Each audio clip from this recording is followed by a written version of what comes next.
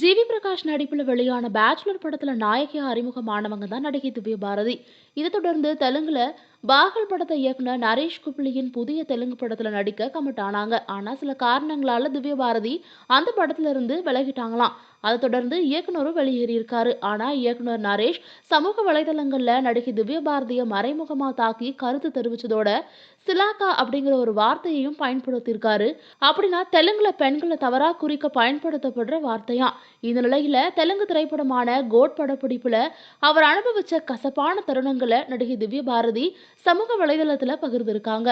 பெண்களை இந்த சொல்லில் அழைப்பது நகைச்சுவை அல்ல, இது பெண்கள் மீதான வெறுப்பினுடைய பிரதிபலிப்பு.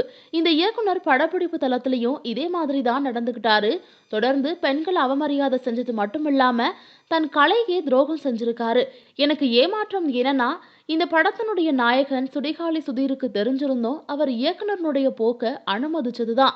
இதனால கேலி கிண்டல்கள் இல்லாத இடத்துல தான் பணிபுரிய ஆசைப்படுறேன். திவ்ய பாரதியுடைய இந்த எதிர்வினை சினிமா வட்டாரத்துல பெரிய பரபரப்பையை ஏற்படுத்திருக்குன்னு சொல்லலாம். அதே நேரம் திவ்ய பாரதியுடைய இந்த குற்றச்சாட்டுக்கு இயக்குனர் நரேஷ் தரப்புல இருந்து இப்ப வரைக்கும் எந்த ஒரு விளக்கமும் கொடுக்கல. இந்த வீடியோ உங்களுக்கு பிடிச்சிருந்தா லைக் பண்ணி சப்ஸ்கிரைப் பண்ணிக்கோங்க.